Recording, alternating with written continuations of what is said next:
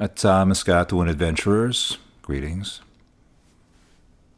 I try to always remember to change my wallpaper whenever I make these videos. I've been sitting on this one for a while because when you look at it, it's ridiculous. The weight of this ridiculous sword on this little man. And I knew there would be a right time of year to use this as my background wallpaper or for a video wallpaper.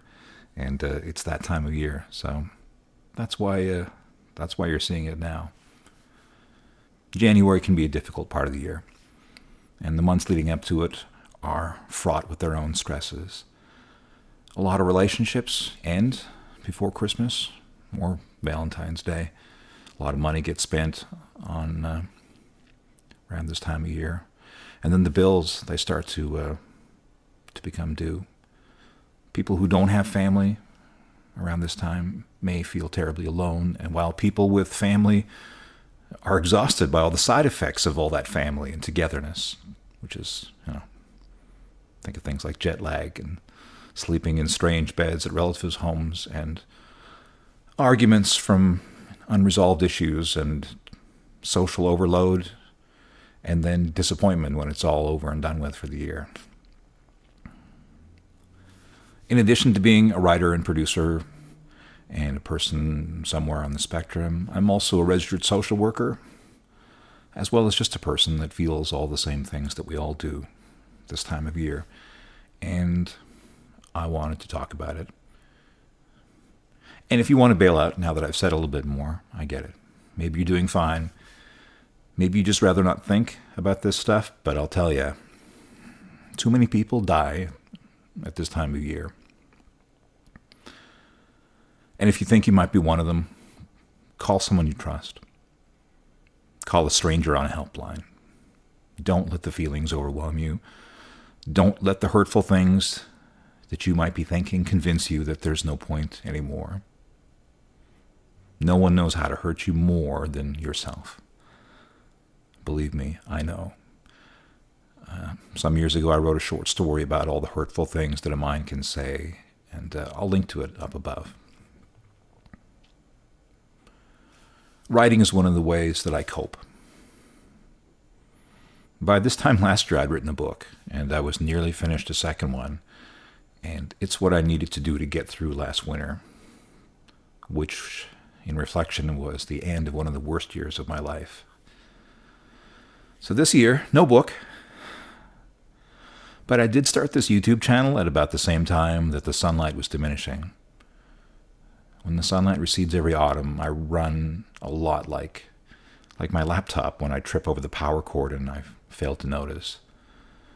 And by that I mean that everything still works, but slower, dimmer, and eventually everything stops unexpectedly with little or no warning if I fail to notice the slowdown and try to do something proactively about it.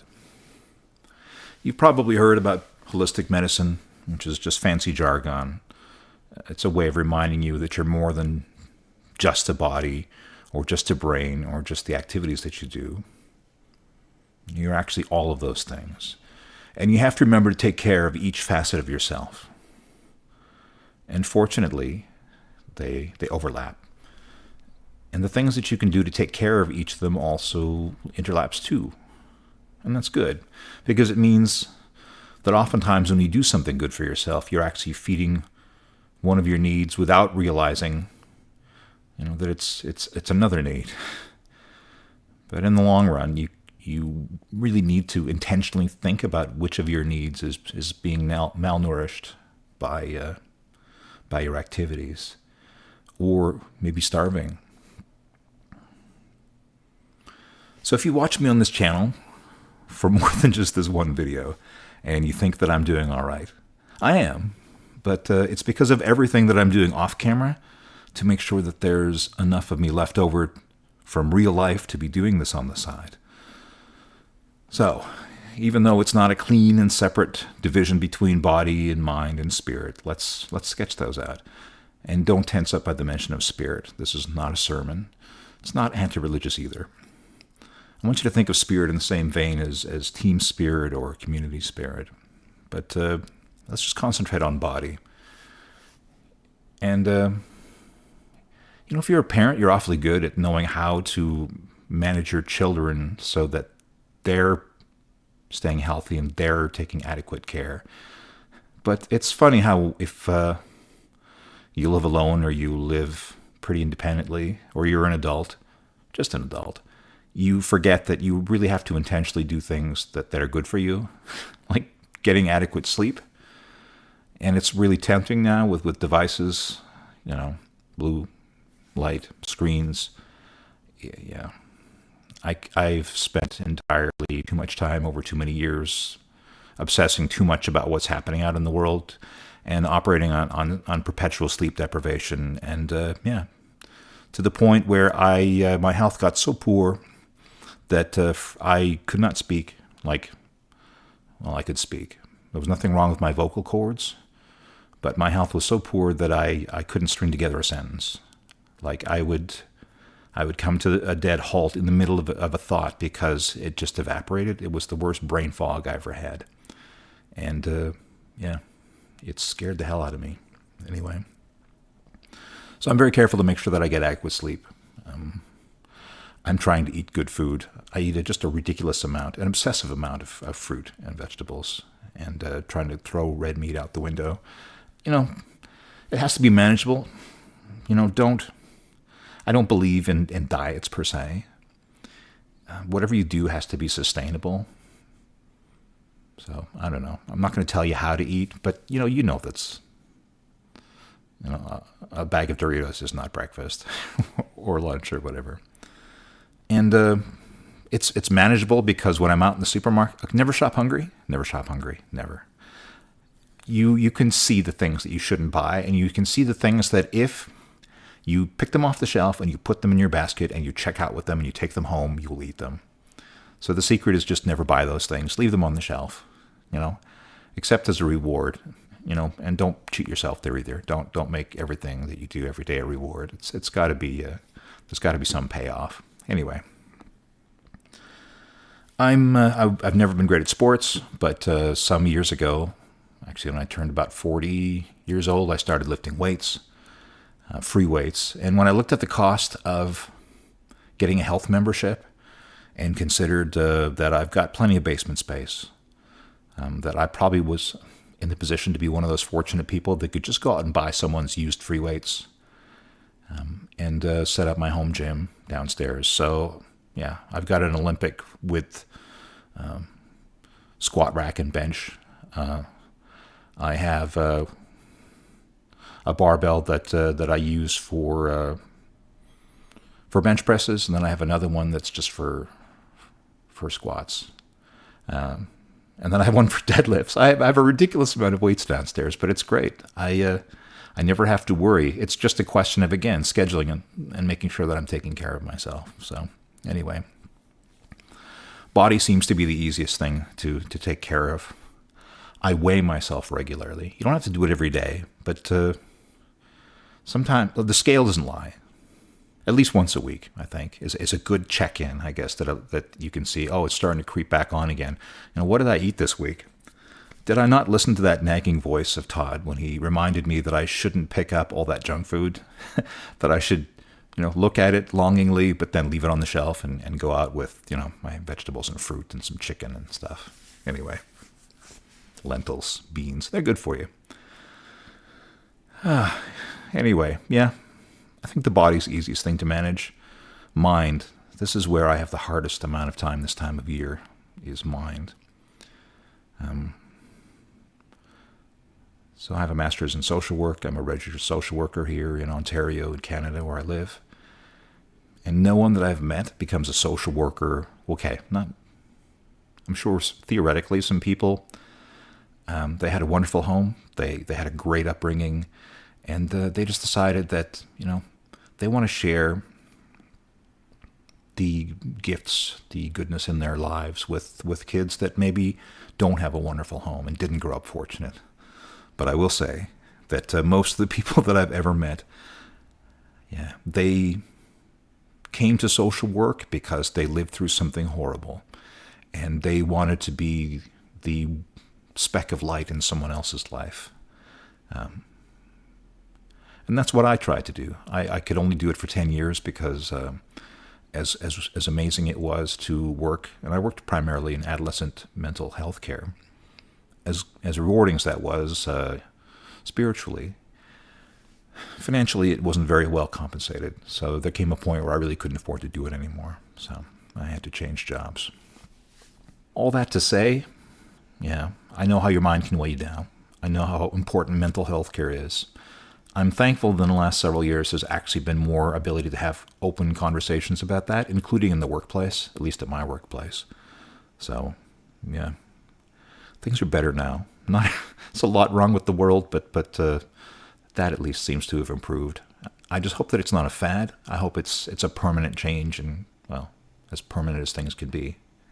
In any case, I know what's helpful for me this time of year.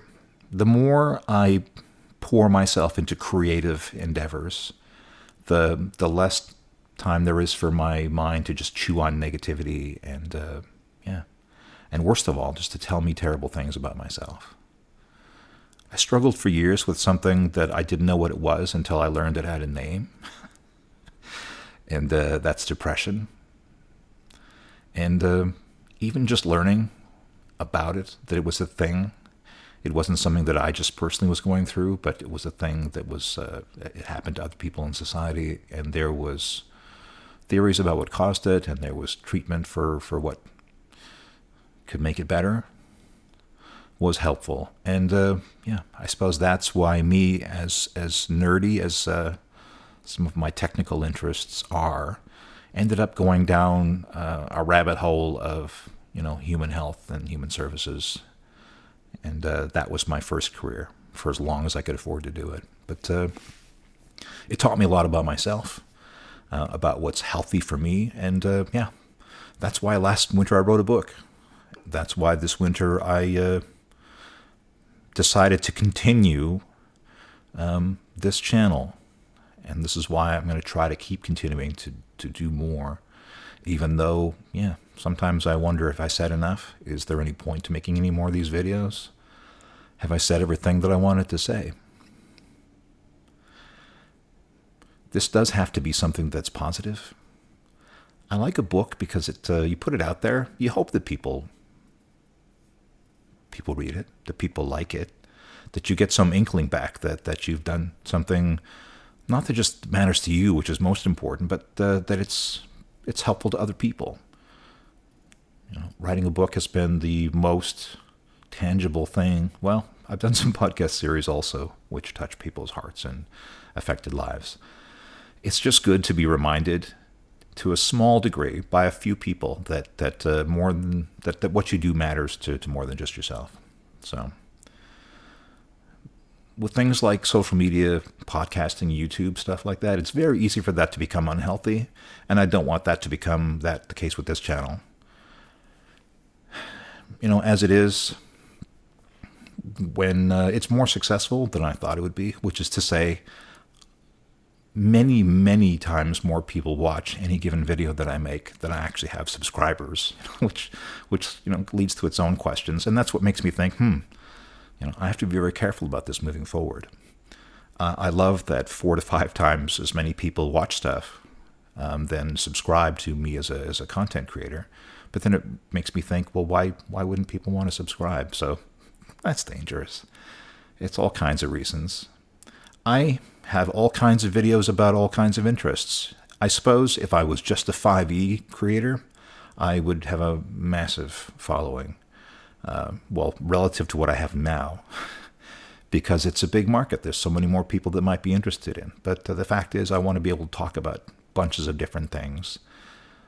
Primarily basic, and basic in the generic sense. But, I like many different kinds of role-playing games, and I have a soft spot for advanced. Even though I find it mostly unplayable, but it's so interesting. It's garnish. Anyway, you have to think about what fulfills you during these dark, cold times before the summer comes back and the light maybe turns on. Speaking of which, should show you this. I should show you this. All right. So, among other things, including, depression and other stuff, seasonal affective disorder has been something that I've struggled with. And I have to say that these lights that they make now are not very expensive. I paid $25, I want to say, Canadian, maybe less. It was a pretty new model was being rolled out. When I went back and recommended it to a friend, I saw that they'd raised it to about 35 or 40. But even at that price, what they can make now is excellent. I've been looking at seasonal affective lights for many years. And my research and my observation, talking to other people that had the same issue with diminished sunlight and increased depression, the old style Barbie makeup mirror 3-panel things that were fairly dim really didn't have much of an appreciable effect, and they were disappointed. These things that they make now that have, I think this one has 150 LEDs packed into it, and it's 10,000 lumens. Sorry, I always make this too early in the day, these videos. 10,000 lumens really does have an appreciable effect. When I don't use it, like a week ago, I had 3 days of training in a row, and then I had studio time. I was recording some interviews for people for a series I'm working on. I was so diminished because so much more social overload, and I'm introverted. So much more interactivity and no use of this. Yeah, by the weekend I was completely spent. But these are great. Even if you've heard bad things, these lights don't work, you should really try the current generation ones. And I don't suppose it really matters. This has an interesting sort of a convex design. A lot of bulbs packed into it. And anyway, as long as it's 10,000 lumens or more, 1 to 2 hours a day of this, what a difference. So let's talk a little bit about spirit. What nurtures you? What makes your soul feel better? If you're a gamer, chances are you're getting some of your needs met, because the best thing that you can do is just to be around other people. Having that attachment to people on a regular basis, something that you have in your calendar that you look forward to, that keeps you from becoming a lonely, disconnected, isolated person, is so important. And what I experienced during COVID was an opportunity to try reaching out in different ways rather than being stuck in my house waiting for lockdowns to end. And yeah, I needed to do that because I would be the first person to die from I have respiratory issues. Yeah, when you're wearing a mask in public, even now I still mask in public, but when I see other people wearing masks, I have a good feeling in my heart because I feel like they're taking care of me. Yeah. Enough said. So, anyway, 5e is not my favorite game, but one of the things that I enjoy the most about it is the fact that it is popular, and it allows me to do what I've done in the last 3-4 years now, which was to go out and find people that wanted to play and play with them and have that attachment. Because even if you're not necessarily a fan of the rules of a particular version, just having fun together is its own reward, and that's what I enjoy about that game. And I don't want to bash 5e. All of the versions of Dungeons & Dragons had some good things about them and some broken things about their design. And that's just what happens when you go from developing something in a little shop with a bunch of enthusiasts and then releasing it where it's played by hundreds of thousands of people. You don't learn things until it reaches that critical mass of uptake. And by that time, it is what it is, and it's too late. But it has some wonderful things about it. It has some broken things about it. But the wonderful thing about it is it does what every version of D&D has ever done, which is to get you together with your fellow nerds and have some fun together. So that nourishes me. I was playing 3 times a week at one point, but I've cut that down significantly. When I say significantly, I mean I dropped 1 game, and now I only do it twice a week. But in any case, what is it that fills your soul when you feel depleted? That whatever that thing is, make sure that you're you're putting it inside of yourself, whichever way you can. I am from a remote northern community in northern Manitoba in Canada, and you'll hear me speak strange words on this channel. That's Cree. And, I'm not a master of the Cree language by any stretch of the imagination, but it's the easiest thing in the world to just say hello and goodbye and thank you. And just use that as the pieces of bread in the sandwich that is this show. And, that's all that is. But that part of me exists on and off camera, and on the days that I feel worst is the days that I cling to it most tightly, because it reminds me, even though I'm now working in a city where the main appeal in being here, it's a lovely city, but it's nowhere near any of the people that I grew up with, that I love, that are my extended family. They're the people I will travel and see on vacation. But for the rest of the time, it makes me feel better and more connected to just have little bits of that culture in my life. And it can be simple things like just, this is a sash. So I could do a whole video on what the sash means. It's an item of clothing, but it's also a story. So I wear it to cultural events, but it's also something that I keep visually just in my eyesight. Usually it's on the shelf right behind me. I have a nice library of books, which I read regularly to sort of just refresh me on history and, and even these, which I notice, I have at least one short where I was using them as bookmarks. They're actually stickers, but they're just the right size for bookmarks, so I stick them in things that I'm reading. And then there's this. This is a medicine bag. That's a piece of sweetgrass. Just a little. I grow some of it. You can't see off camera here, but I've got a little garden with LED lights so that my plants live through the. And this is probably sage and tobacco. This is a little shell here that you would you burn stuff in. Smudging, where you take cedars or sweetgrass or sage and you just burn it, and you just waft the smoke, over your eyes, your mouth, your ears, your head, your heart. It's ritual cleansing, and it's not even all that unusual or unheard of. It's very common in indigenous cultures, but ritual cleansing is something that I think every religion does. The Muslims do a similar thing with water. They call it wudu. And even in the Catholic Christian community, there's the body of Christ, the blood of Christ, the host, a little round disc that you let dissolve on your tongue that's meant to symbolize the body of Christ. So anyway, I don't want to get all religious. This is why I started talking about games. It's whatever fills you, your spirit, whatever that is. It can be anything.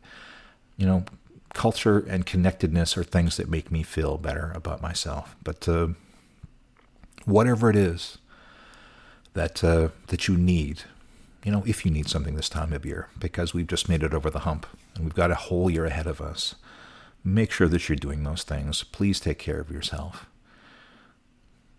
Yeah. Anyway, I hope this hasn't been too long or too preachy. It's definitely on the long side. Anyway, take care. I'm grateful for you all, for being here, for listening, for leaving me messages. I read everything. It touches me. Thank you.